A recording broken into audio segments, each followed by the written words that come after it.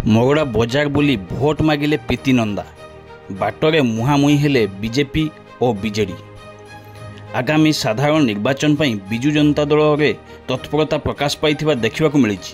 ତେବେ ପ୍ରତିଟି ପଞ୍ଚାୟତରେ ବିଜୁ ଜନତା ଦଳ କର୍ମୀ ସମ୍ମିଳନୀ ଓ ନିର୍ବାଚନ ବୈଠକ କରୁଥିବା ବେଳେ ଆଜି ମଗଡ଼ା ନିର୍ବାଚନ ମଣ୍ଡଳୀର ହେଡକ୍ୱାର୍ଟର ମଗଡ଼ା ବଜାର ବୁଲି ଭୋଟ ମାଗିଲେ ବିଧାୟିକା ପ୍ରାର୍ଥିନୀ ପ୍ରୀତି ନନ୍ଦା କାନୁନ।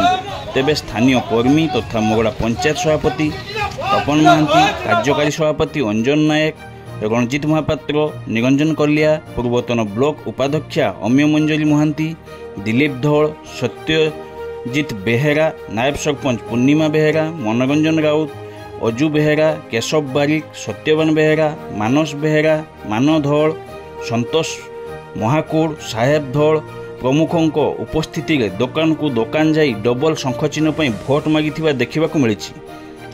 ତେବେ ବିଜେଡି ପ୍ରାର୍ଥିନୀ ପ୍ରୀତି ନନ୍ଦା କାନୁନଙ୍କ ପ୍ରଚାର ବେଳେ ଭୋଟରଙ୍କ ଶତ ସମର୍ଥନ ପ୍ରକାଶ ପାଉଥିବା ଦେଖିବାକୁ ମିଳିଛି।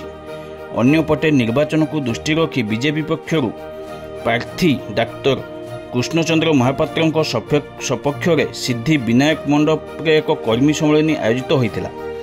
ପରେ ସେଠାରୁ ଏକ ଶୋଭାଯାତ୍ରାରେ ବାହାରି ଉତ୍ତରାଖଣ୍ଡ ଉପମୁଖ୍ୟମନ୍ତ୍ରୀଙ୍କୁ ବଜାର ପରିକ୍ରମା କରାଇ ମଗଡ଼ା ତାରିଣୀ ମନ୍ଦିର ପହଞ୍ଚି ଆଶୀର୍ବାଦ ନେଇଥିଲେ। ବିଜେପିର ଏହି କାର୍ଯ୍ୟକ୍ରମକୁ ବିଜେପି ନେତା ବୁଲୁରାଜ, ସୁଜିତ ପାତ୍ର, ହରିପଦ ବେହେରା ଏବଂ ଅନ୍ୟମାନେ ଜୟ ଶ୍ରୀରାମ, ଭାରତ ମାତା କି ଜୟ ନାରା ସହ ପରିଚାଳନା କରିଥିବା ଦେଖିବାକୁ ମିଳିଥିଲା।